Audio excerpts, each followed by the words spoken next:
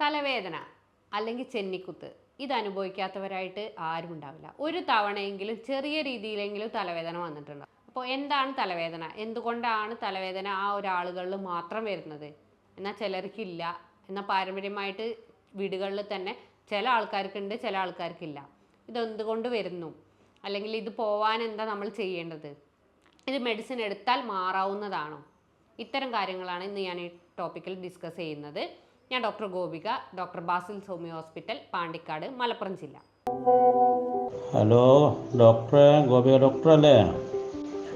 ഞാനന്ന് നിങ്ങളിന്ന് മറ്റേ മൈഗ്രെയിന് മരുന്ന് വാങ്ങിയുന്ന പേഷ്യൻ്റാണേ. വലിയ ഉപകാരമായി നിങ്ങളെ മരുന്ന് തോന്നി. 14 വർഷമായിട്ട് ഞാൻ അതുകൊണ്ട് ഇടങ്ങറായി കഷ്ടപ്പെടുന്ന അവസ്ഥ ഉണ്ടായിരുന്നു. നല്ല വിഷമത്തിലായിരുന്നു. യാദൃശ്ചികമായിട്ട് നിങ്ങളെ വീഡിയോ ഫേസ്ബുക്കിൽ കണ്ടു, ഞാൻ ബന്ധപ്പെട്ടു, ഓൺലൈൻ ട്രീറ്റ്മെൻറ്റ് നടത്തി. വളരെ ആശ്വാസം എന്ന് പറഞ്ഞാൽ ഒരു 8 ദിവസത്തെ മരുന്നാണ് ഞാൻ കഴിച്ചുള്ളൂ. അപ്പോൾ തന്നെ എല്ലാം മാറി. ഇതുവരെ പിന്നെ ഉണ്ടായിട്ടില്ല. അപ്പോൾ ഒരു കഷ്ടിച്ചൊരു മാസമായി ഇപ്പോൾ മാറിയിട്ട്. മറ്റേത് ആഴ്ചയിൽ എന്തായാലും 2 ദിവസം ഉണ്ടായിരുന്നു. എന്താണ് നിങ്ങളെ മരുന്നിൻ്റെ എത്ര വലിയൊരു ഇത് എനിക്കറിയില്ല. അങ്ങനത്തെ മരുന്ന് ഞാൻ കണ്ടിട്ടില്ല. ഒരുപാട് മരുന്ന് കഴിച്ചു. തൽക്കാലം മരുന്ന് കഴിച്ചുകൊണ്ടിരിക്കുമ്പോൾ 4 ദിവസത്തെ ഒരു കുറവ് കിട്ടുന്നല്ലാണ്ട് ഒരു വ്യത്യാസം ഉണ്ടായിരുന്നില്ല. അത് വലിയ ഉപകാരമായി. എങ്ങനെ ഇപ്പം കൂടെ നന്ദി പറയാമെന്നറിയില്ല. താങ്ക്സ് എന്ന് പറഞ്ഞാൽ അത് അവസാനിക്കില്ല. വന്ന് കണ്ടിട്ട് തന്നെ പറയണം. അത് ഓൺലൈനിൽ ട്രീറ്റ്മെൻറ്റ് നടന്നുകൊണ്ട് ആളെയും കണ്ടിട്ടില്ല, നിങ്ങളെ സ്ഥാപനം കണ്ടിട്ടില്ല. ഏതായാലും വലിയ ഉപകാരം. ദൈവത്തിന് നന്ദി, അള്ളാഹ്ക്കും നന്ദി. Okay, thank you. ഗോപിക ഡോക്ടറാണെന്ന് വിചാരിക്കുന്നു.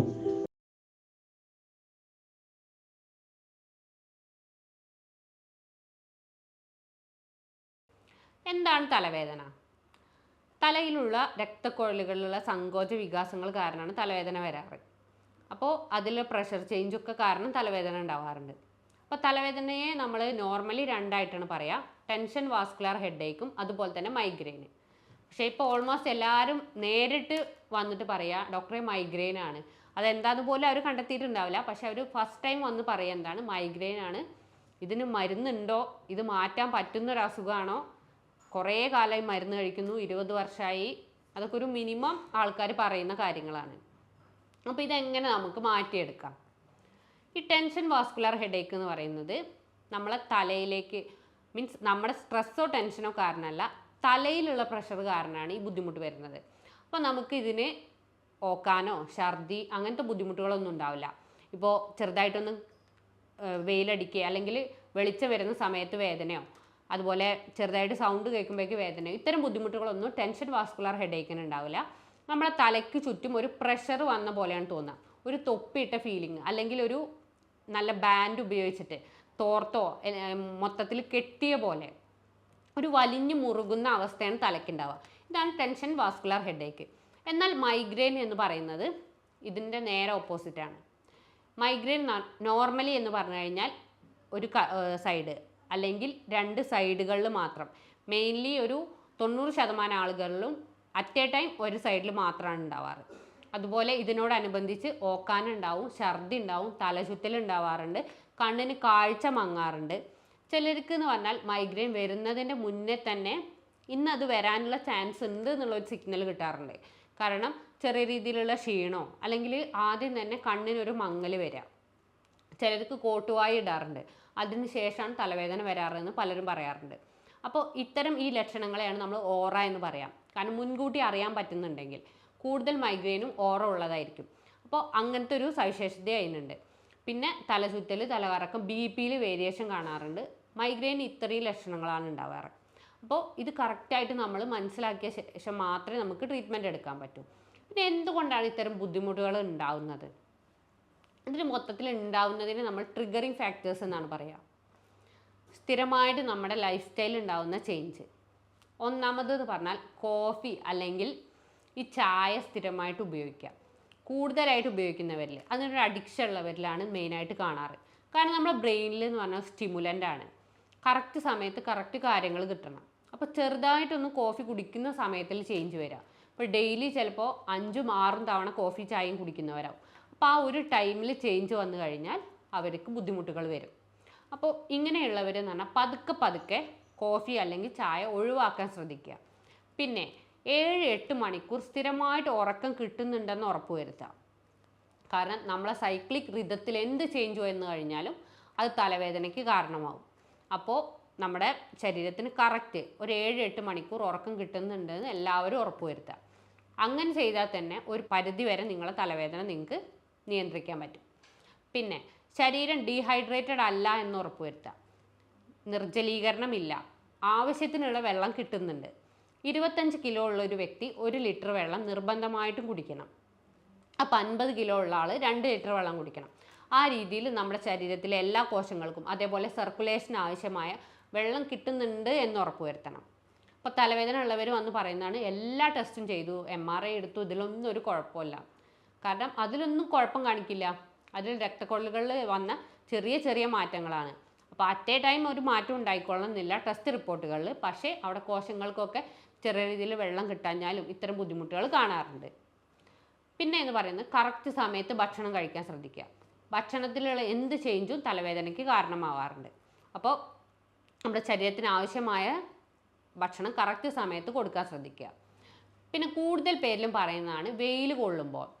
അത് അവർക്കൊരു സൺലൈറ്റിനോടൊരു സെൻസിറ്റിവിറ്റി കൂടുതലുള്ളതുകൊണ്ടാണ് ഈ ബുദ്ധിമുട്ടുണ്ടാകുന്നത്. അപ്പോൾ ഒരു പരിധി വരെ സൺലൈറ്റ് പോവാതിരിക്കുക, അല്ലെങ്കിൽ അഥവാ വെയിലത്ത് പോകേണ്ട ആവശ്യം വന്നു കഴിഞ്ഞാൽ കുടയെടുക്കാൻ ശ്രദ്ധിക്കുക. കാരണം എന്താ വെച്ചാൽ ഈ മൈഗ്രെയിൻ്റെ കാര്യത്തിൽ നമുക്ക് എന്ത് ഫാക്ടറാണോ നമ്മളെ ട്രിഗർ ചെയ്യുന്നത് ആ ഫാക്ടർ മാക്സിമം ഒഴിവാക്കാൻ നോക്കുക. ഇങ്ങനെയുള്ളവരെന്ന് പറഞ്ഞാൽ ഒരു ഡയറി സൂക്ഷിക്കുന്നത് നല്ലതാണ്. അപ്പോൾ അവർക്ക് തലവേദന വരുന്ന സമയത്ത് ഇനി എന്തെങ്കിലും ഫുഡ് കഴിച്ചിട്ടാണോ അല്ല സൗണ്ട് കേട്ടിട്ടാണോ എന്ത് സംഭവിച്ചിട്ടാണ് അവർക്ക് തലവേദന വന്നത്, ഡെയിലി ഉണ്ടോ, ഒരേ സമയത്താണോ ഇത് വരുന്നത്, എന്തെങ്കിലും സംഭവങ്ങൾക്ക് ശേഷമാണോ, അത് കറക്റ്റായിട്ട് നോട്ട് ചെയ്ത് കഴിഞ്ഞാൽ അത് ഒന്നെങ്കിൽ ഒഴിവാക്കാം, അല്ലെങ്കിൽ അത് ഒരു പരിധിവരെ നിയന്ത്രിക്കാൻ പറ്റിയ കാര്യങ്ങൾ നമ്മൾ ചെയ്തു കഴിഞ്ഞാൽ നമുക്ക് വരുന്ന തലവേദന നമുക്ക് മാക്സിമം ഒഴിവാക്കാൻ പറ്റും. അപ്പോൾ ഇത്തരം കാര്യങ്ങൾ സ്ഥിരമായിട്ട് ശ്രദ്ധിക്കുക. അതുപോലെ തലയെ തണുപ്പിക്കാൻ ശ്രദ്ധിക്കുക. കോൾഡ് പാക്ക്, കാരണം ചിലർക്ക് തല കൂടുതലായിട്ട് ഹീറ്റ് ആവുന്ന സമയത്താണ് തലവേദന വരിക. അപ്പോൾ ഒരു കോൾഡ് പാക്ക് ഉപയോഗിക്കാൻ ശ്രദ്ധിക്കുക. പിന്നെ എക്സസൈസ് ചെയ്യുക. സ്ഥിരം പറയുന്ന പോലെ തന്നെ എക്സസൈസ് എപ്പോഴും മൈഗ്രെയിനും നല്ലതാണ്. എക്സസൈസ് ചെയ്യുന്ന സമയത്ത് എൻഡോർഫിൻ എന്ന് പറഞ്ഞ ഒരു ഹോർമോൺ പ്രൊഡ്യൂസ് ചെയ്യുന്നുണ്ട്. ഇത് മൈഗ്രെയിൻ ഒരു പരിധി വരെ പ്രിവെൻറ്റ് ചെയ്യുന്നുണ്ട്. അപ്പോൾ കൂടുതലായിട്ട് എക്സസൈസ് ചെയ്യാൻ നോക്കുക. ഒരു 10-20 മിനിറ്റ് അല്ലെങ്കിൽ ഒരു അരമണിക്കൂർ എക്സസൈസ് ചെയ്യുന്നത് ശരീരത്തിന് നല്ലതാണ്. മൈഗ്രെയിൻ ഉള്ളവർക്ക് വളരെ നല്ല രീതിയിൽ അത് പ്രിവെൻറ്റ് ചെയ്യാൻ സഹായിക്കാറുണ്ട്. പിന്നെ ചോക്ലേറ്റിൻ്റെ ഉപയോഗം, അതുപോലെ തന്നെ മധുരം കൂടുതലായിട്ട് ഉപയോഗിക്കുന്നത് ഒഴിവാക്കുക. പിന്നെ പറയാനുള്ളത് പുളിയുള്ള ഭക്ഷണങ്ങൾ മാക്സിമം ഒഴിവാക്കുക. കമ്പ്യൂട്ടർ യൂസേജ് ഇന്നത്തെ ഒരു തലമുറയിൽ എന്ന് പറയാം ഏറ്റവും കൂടുതൽ ആൾക്കാർക്ക് വരുന്ന കണ്ണിൻ്റെ പ്രശ്നങ്ങൾ കാരണമാണ് മൈഗ്രെയിൻ. അപ്പോൾ കൂടുതലായിട്ട് ഒന്നെങ്കിൽ ഫോണിൽ യൂസ് ചെയ്യുക, അല്ലെങ്കിൽ കമ്പ്യൂട്ടർ യൂസ് ചെയ്യുന്ന സമയത്ത് ഒന്നെങ്കിൽ നമ്മൾ കൂടുതൽ അടുത്ത് പിടിക്കുന്നവരായിരിക്കും, അല്ലെങ്കിൽ കൂടുതൽ സമയം യൂസ് ചെയ്യുന്നവരായിരിക്കും. ഈ അറ്റേ സ്ട്രെച്ചിൽ കൂടുതലായിട്ട് നമ്മളിതിൽ നോക്കുന്ന സമയത്ത് കണ്ണിൻ്റെ പവർ കുറയും. പക്ഷേ ആ സമയത്ത് നമ്മൾ കണ്ണിന് ഡോക്ടറെ കാണിക്കുന്നുമില്ല, കണ്ണ് ടെസ്റ്റ് ചെയ്യുന്നില്ല, തലവേദന വരുന്നു, തലവേദനയ്ക്ക് മരുന്ന് വെറുതെ പെയിൻ കില്ലേഴ്സ് കഴിച്ചുകൊണ്ടിരിക്കുകയാണ് ചെയ്യുന്നത്. അപ്പോൾ ചിലപ്പോൾ നിങ്ങളുടെ ലെൻസ് വെക്കേണ്ടതായിരിക്കാം. കാഴ്ചക്കുറവ് കാരണം നിങ്ങൾക്ക് തലവേദന വരാം. അപ്പോൾ അതിൻ്റെ ആണെന്നുണ്ടെങ്കിൽ നിങ്ങൾ കണ്ണ് പരിശോധിച്ച് അത് കറക്റ്റ് ചെയ്തതിന് ശേഷം മാത്രം പിന്നെ വരുന്നുണ്ട് തലവേദന എന്നുണ്ടെങ്കിൽ മെഡിസിൻ എടുക്കുന്നതാണ് നല്ലത്. പിന്നെ എപ്പോഴും തലവേദന സ്റ്റാർട്ട് ചെയ്യുന്ന സമയത്ത് ചെറുതായിട്ട് തുടങ്ങുന്ന സമയത്ത് തന്നെ മെഡിസിൻ എടുക്കാൻ ശ്രദ്ധിക്കുക. കാരണം അത് കൂടുതലായിട്ട് മെഡിസിൻ എടുക്കുന്നതിനേക്കാൾ നല്ലത് സ്റ്റാർട്ട് ചെയ്യുന്ന സമയത്താകുമ്പോൾ പെട്ടെന്ന് അത് റിലീവ് കിട്ടും. മീൻ അടങ്ങിയ ഭക്ഷണങ്ങൾ, വിറ്റാമിൻ ഡി റിച്ചായ omega-3 ഫാറ്റി ആസിഡ് അടങ്ങിയ ഭക്ഷണങ്ങൾ കൂടുതലായിട്ട് കഴിക്കാൻ ശ്രദ്ധിക്കുക. അതുപോലെ തന്നെ ഫ്രൂട്ട്സ്, പച്ചക്കറികൾ ധാരാളമായിട്ട് കഴിക്കുക. മെയിനായിട്ട് ശ്രദ്ധിക്കേണ്ട ട്രിഗറിങ് ഫാക്ടർ നിങ്ങൾ കണ്ടെത്തി കഴിഞ്ഞാൽ തന്നെ നിങ്ങൾ മൈഗ്രെയിനിൽ സക്സസ് ആയെന്നാണ്. കാരണം പിന്നീട് നിങ്ങൾക്കൊരു ഡോക്ടറെ കാണിക്കേണ്ട ഒരു ആവശ്യം വരുന്നില്ല. പക്ഷെ അത് കിട്ടാത്തടത്തോളം കാരണം നിങ്ങൾ വീണ്ടും ബുദ്ധിമുട്ട് അനുഭവിച്ചുകൊണ്ടിരിക്കുകയാണ്. പിന്നെ ചിലർക്ക് എന്ന് പറയുന്നത് പെട്ടെന്ന് വരുന്നതായിരിക്കും, ചിലർക്ക് സാവധാനം വന്ന് അത് കൂടുതൽ ദിവസങ്ങൾ നിലനിൽക്കുന്നതാവും.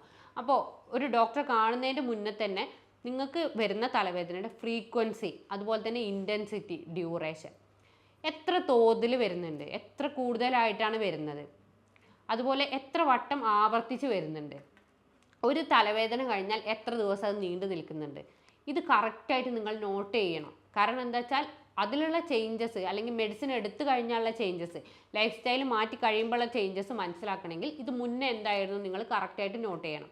അപ്പോൾ ഇത് കറക്റ്റായിട്ട് നോട്ട് ചെയ്ത് നിങ്ങൾ കാര്യങ്ങൾ വളരെ സ്മൂത്തായിട്ട് കൊണ്ടു നടക്കണം. പിന്നെ നിങ്ങളുടെ ബുദ്ധിമുട്ടുകൾ ചിലപ്പോൾ നിങ്ങൾക്ക് ഒരാൾക്ക് മാത്രം അനുഭവിക്കുന്നതായിരിക്കാം, എല്ലാവർക്കും ഈ ഒരേ ലക്ഷണങ്ങളായിരിക്കില്ല. അപ്പം നമ്മൾ ഹോമിയോപ്പതിയിൽ എന്ന് പറയുന്നത് ഓരോരുത്തരുടെയും ലക്ഷണങ്ങൾ വ്യത്യസ്തമാവും. അപ്പോൾ ഓരോരുത്തരുടെ ലക്ഷണങ്ങളും അത് ഏതൊക്കെ സമയത്ത് കൂടുന്നു കുറയുന്നു ഇതെല്ലാം നോക്കിയിട്ട് നിങ്ങൾക്ക് ഏതാണോ സ്യൂട്ടായ ഒരു ഹോമിയോപ്പതി മെഡിസിൻ അത് തന്നിട്ടാണ് നമ്മൾ ട്രീറ്റ് ചെയ്യുക. അപ്പോൾ അതുകൊണ്ട് തന്നെ നമുക്ക് നല്ല രീതിയിലുള്ള റിസൾട്ട് കിട്ടാറുണ്ട്. നിങ്ങൾ ഈ ജീവിതശൈലിയിൽ മാക്സിമം ചേഞ്ചസ് വരുത്തി നോക്കുക. ആൽക്കഹോൾ, സ്മോക്കിംഗ് ഇതൊക്കെ ഒന്ന് കംപ്ലീറ്റ് ആയിട്ട് ഒഴിവാക്കുക. ഈ ഹാബിറ്റുകൾ കംപ്ലീറ്റ് ഒഴിവാക്കിയാൽ തന്നെ ബുദ്ധിമുട്ടുകൾ കുറയും. പിന്നെ അതിൻ്റെ ഒപ്പം തന്നെ കറക്റ്റ് സമയത്ത് ഫുഡ് കഴിക്കുക, അതുപോലെ തന്നെ കറക്റ്റ് സമയത്തുള്ള ഉറക്കം. ഇത്രയും കാര്യങ്ങൾ ചെയ്യുമ്പോൾ തന്നെ ഒരു 80% ആളുകളിലും ബുദ്ധിമുട്ടുകൾ കുറഞ്ഞു. എന്നിട്ടും ബുദ്ധിമുട്ടുകൾ കുറഞ്ഞിട്ടില്ല എന്നുണ്ടെങ്കിൽ നിങ്ങൾക്ക് എന്നെ കോൺടാക്റ്റ് ചെയ്യാവുന്നതാണ്. ഞാൻ doctor Gopika, doctor Basil homeo hospital, Pandikkad, Malappuram ജില്ല.